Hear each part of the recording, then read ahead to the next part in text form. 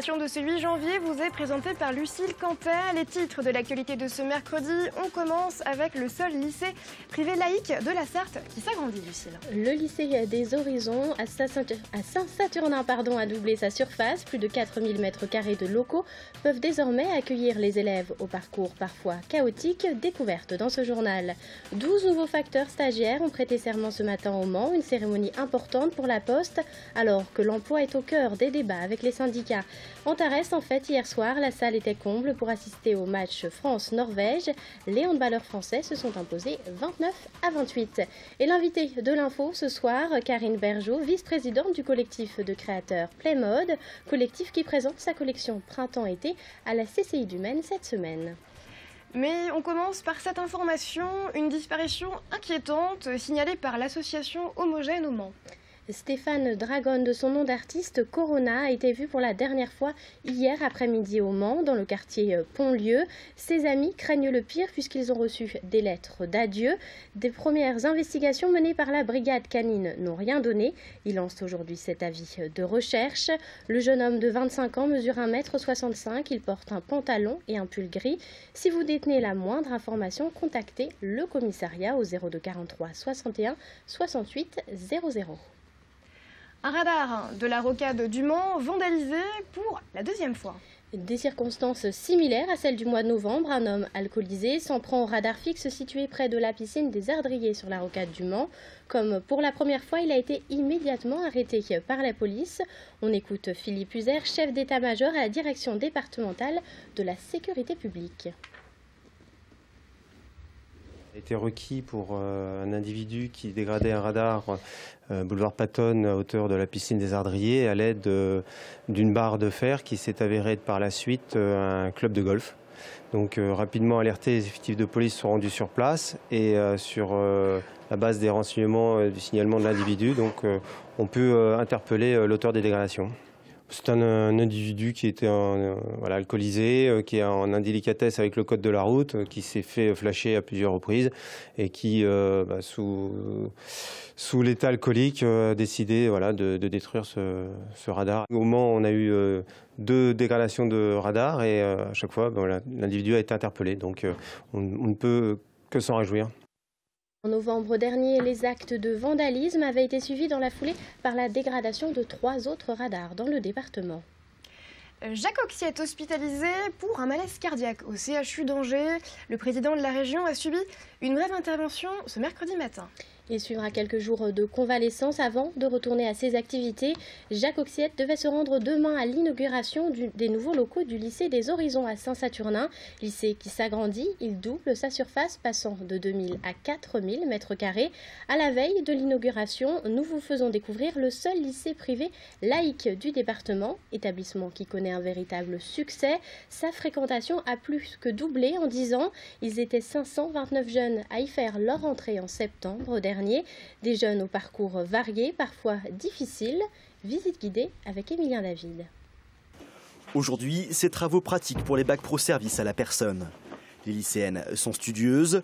Pourtant, une large majorité d'entre elles ont longtemps été fâchées avec l'école. Et inversement. Après son CAP, Anaïs n'était plus désirée dans son lycée à cause de son comportement. Et aucun autre établissement n'a voulu d'elle, à part le lycée Les Horizons. Depuis, la jeune fille a changé. Ici, j'ai été plus canalisée en fait. Je me suis plus canalisée. Maintenant, je suis un peu plus calme. J'arrive à faire des choses dans le contexte professionnel en oubliant la vie extérieure. Et ça, avant, je ne savais pas le faire. Une réussite parmi tant d'autres. Car ici, selon les lycéennes, les enseignants assurent un suivi important. Personne n'est laissé sur le côté et on n'hésite pas à recruter les mauvais élèves d'hier. C'est un lycée qui donne la possibilité à des élèves en difficulté ou qui n'ont pas eu un comportement exemplaire d'avoir une deuxième chance et d'y arriver, quoi. Un lycée de la dernière chance, mais un peu malgré lui. Car si l'établissement privé laïque est aussi ouvert, c'est parce que peu d'élèves le choisissent naturellement. Le plus souvent, ceux du public se tournent vers des lycées publics et ceux du privé catholique vers des lycées privés catholiques. Parce que comme on n'est pas dans les réseaux classiques, ils ne nous ont pas connus, donc ils ne nous ont pas identifiés. Donc quand ils viennent là, c'est parce qu'ils n'ont pas trouvé de solution ailleurs. C'est pour ça que j'accepte pas, que je peux pas être ravi, qu'il soit typé comme établissement d'échec ou je sais pas quoi. Pas de sélection à l'entrée, mais des résultats encourageants à la sortie. L'an dernier, 85% des élèves ont décroché leur brevet, BEP, CAP, Bac Pro ou BTS. C'est bien au-dessus de la moyenne nationale. Mais ici, la scolarité a un coût de 480 à 630 € l'année.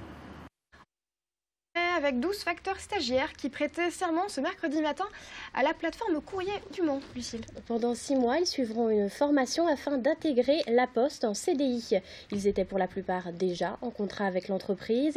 Il s'agissait aujourd'hui d'une opération de communication à enjeu pour le groupe, à l'heure où l'emploi est régulièrement au centre des revendications syndicales. Florent Clavel. 7 femmes et 5 hommes âgés de 21 à 43 ans. Voilà le profil de ces nouvelles recrues. De futurs facteurs qui débuteront en contrat de professionnalisation avant de décrocher un CDI. Ils rejoignent les 50 nouveaux collaborateurs qui ont intégré La Poste en 2013. On est loin des 300 emplois réclamés par les syndicats en Sarthe. Mais pour le directeur du courrier sur le secteur Anjou-Maine, c'est un faux débat. On remplace les facteurs là où on en a véritablement besoin, d'où l'idée de mettre en place ces dispositifs de recrutement et de professionnalisation des collaborateurs. Mais pour autant, on se doit aussi d'adapter notre entreprise à l'évolution du trafic et l'évolution du courrier. Aujourd'hui, malheureusement, elle n'est pas à une croissance, mais plutôt à une décroissance de l'ordre de 5 à 6% par an.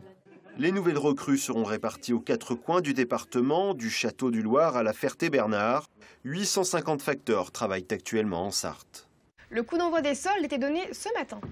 C'est parti pour 5 semaines de réduction et de privat dans les commerces, un rendez-vous que les Manceaux semblaient attendre puisqu'ils étaient très nombreux ce mercredi dans les rues du centre-ville à se presser dans les boutiques. Il faut dire que les premières des marques sont plutôt importantes, moins 50% dans de nombreuses enseignes.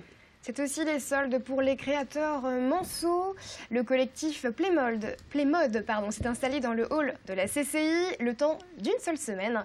On en parle avec l'invité de l'info, Karine Bergeau, bonsoir. Bonsoir. Alors vous êtes vice-présidente de ce collectif Playmode. Alors de quoi s'agit-il tout simplement? Alors c'est un collectif qui a été créé tout récemment, donc en juin 2013, donc suite à la demande de plusieurs créateurs qui étaient basés donc sur la Mayenne, donc la Sarthe et le Maine-et-Loire, puisqu'il y a déjà des collectifs de créateurs qui sont basés sur la Vendée et la Loire-Atlantique. Donc l'idée, c'était de pouvoir travailler ensemble, tout simplement parce que les créateurs, la plupart du temps, se sentent isolés, sont seuls dans leur atelier et ont besoin de se regrouper pour créer des collections communes complémentaires et puis pour trouver justement une autre énergie dans un collectif comme celui qui vient d'être créé. Alors, qui sont ces créateurs Manceaux que l'on peut retrouver? Alors, on a des créateurs Manceaux, mais on a également des créateurs donc, de la Mayenne et du Maine-et-Loire. Donc, on n'a pas l'intégralité des adhérents du collectif Playmode qui sont à la CCI, puisque certains préparent les salons professionnels sur Paris qui ont lieu à la fin du mois de janvier. Mais vous avez les créatrices comme Louise Dagorne, je porte d'ailleurs une bague de Louise Dagorne. Vous avez Céline Robert pour les chapeaux, Nelly Bichet pour les chapeaux, qui a monté une collection commune justement avec Hélène Lajoigny. Donc, elles présentent leur collection commune. Vous avez également donc Silou Zelkin qui fait du bijou, Miss Alice qui fait du bijou. J'espère que je n'oublie personne. Et c'est les robes de mariée, voilà. Lutilu aussi qui fait du prêt-à-porter, de la robe de mariée. Donc on a 8 créatrices au total qui sont présentes sur la CCI pendant cette semaine. Alors c'est votre première grosse opération cette semaine à la CCI. Quel est le but de cette semaine? De faire découvrir tout simplement vos créations? Voilà, alors tout à fait. Donc c'est la première sortie du collectif tout simplement. Donc on remercie d'ailleurs chaleureusement la CCI qui nous a vraiment tendu la main sur cette opération-là, qui nous met à disposition ses locaux et ses moyens logistiques gracieusement. Et oui, on voulait donc d'une part montrer en avant-première les collections printemps-été des créatrices donc pour 2014, mais également, comme on est, vous l'avez bien présenté tout à l'heure, sur la première journée des soldes, l'objectif c'était aussi que toutes les personnes intéressées puissent acheter des pièces soldées de créatrices et aussi pour enlever l'idée que les pièces de créateurs uniques ou en petite série sont chères. On peut trouver à la CCI des pièces de créatrices qui sont vraiment très peu chères et qui sont des pièces uniques. Donc, vous le disiez tout à l'heure, les créateurs ont besoin de se rassembler comme ça. Est-ce que c'est difficile aujourd'hui pour les créateurs? Vous n'êtes pas créatrice, mais vous les aidez dans leur communication, dans leur regroupement.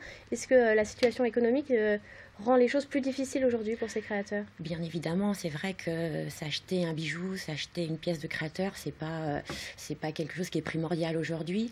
Donc l'idée, c'est aussi de les mettre en avant. Les créateurs se sentent isolés, mais ils ont aussi bien souvent des soucis d'approvisionnement. On parle beaucoup du Made in France, mais ça a un coût. Donc l'idée aussi, c'est de nous, parce que c'est vrai que ce collectif est mixte, hein. Il y a à la fois des créateurs, des designers et des stylistes, mais des gens qui s'occupent de communication, de stratégie, de marketing, d'organisation professionnelle. Donc on est là aussi pour les accompagner. Il n'est pas exclu qu'on fasse intervenir aussi des intervenants extérieurs sur des points ponctuels. Et l'idée, donc là, on est sur une opération de commercialisation, donc pour les aider à les faire connaître, à la promotion. Mais l'objectif du collectif, c'est aussi un objectif culturel, puisqu'on va participer au photographique, un objectif pédagogique. Il faut savoir que là, on parle de créateurs, mais dans les entreprises aujourd'hui, à façon, on manque sérieusement de main-d'œuvre. Donc l'objectif, c'est de faire connaître et de montrer que dans les usines, c'est plus l'époque de Zola, mais il y a des vrais métiers, des beaux métiers.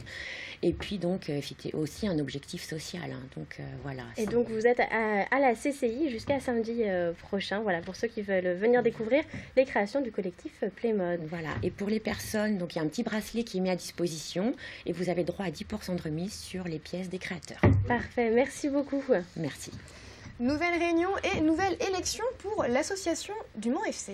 Et oui, ce soir, le Mans FC doit élire son nouveau bureau après la démission du président Jean-Pierre Pasquier, élu fin décembre. Une démission qui avait été suivie par de nombreuses autres démissions. Il se représente pourtant à sa propre succession. Retour sur les faits avec Michael Texier. Impossible de prédire la fin du feuilleton tant les rebondissements ont été nombreux. L'Assemblée générale de ce mercredi doit accoucher d'un président pour le Mans FC. Seul candidat connu en lice, Jean-Pierre Pasquier, président 4 jours avant de démissionner, c'était le 21 décembre dernier. Le conseil d'administration ne lui était pas entièrement favorable, lui préférant son concurrent malheureux lors de la précédente élection, le Tourangeau Joël Dold. Sauf que depuis, ce dernier a lui aussi jeté l'éponge, ainsi qu'une partie des membres historiques du conseil. Résultat, ils ne sont plus aujourd'hui que 6 contre 16 élus à l'origine. Les adhérents doivent donc revoter ce mercredi. Vont-ils donner une réelle majorité à Jean-Pierre Pasquier, toujours soutenu par la ville, ou se prononcer pour un autre candidat qui se déclarerait éventuellement dans la soirée? Tout est possible. On reste dans le sport, mais plus festif pour finir. Les handballeurs français ont enflammé Antares hier soir. Les Bleus ont battu la Norvège sur le score serré de 29-28 lors d'un match de préparation pour l'Euro. Une victoire acclamée par une salle comble. Yannick Morfin et Amoun Chamsoudine vous font revivre la soirée. La popularité des experts ne se dément pas. 5859 supporters ont envahi les gradins d'Antares. Plus aucun strapontin donc de libre pour ce match pourtant programmé en début de soirée. Un public qui a assisté nombreux à la séance de dédicace. C'est qui votre joueur préféré? J'en ai plusieurs, Karabatic, au moins lui. Parmi les joueurs les plus plébiscités, Jérôme Fernandez qui revient d'une blessure à la main et qui sera bel et bien présent à l'Euro. C'est quand même le grand joueur de handball, qui fait partie des barjots effectivement, et moi c'est un peu ma génération. C'est l'occasion pour voir un match de haut niveau avec des vedettes, des stars et des gens qui font rêver, quoi. Antares a toujours porté chance à l'équipe de France lors des 4 rencontres qui se sont disputées par le passé. Dans cet entre, les experts se sont toujours imposés. La dernière fois, c'était en 2006 contre la Tunisie. Ce mardi n'a pas failli à la règle. Les tricolores se sont imposés 29-28 après avoir été longtemps malmenés par les Norvégiens qui ont compté tout de même jusqu'à 6 buts d'avance à la 20e minute de jeu. Donc on arrive à gommer un peu de ces insuffisances et surtout arriver à plus d'efficacité.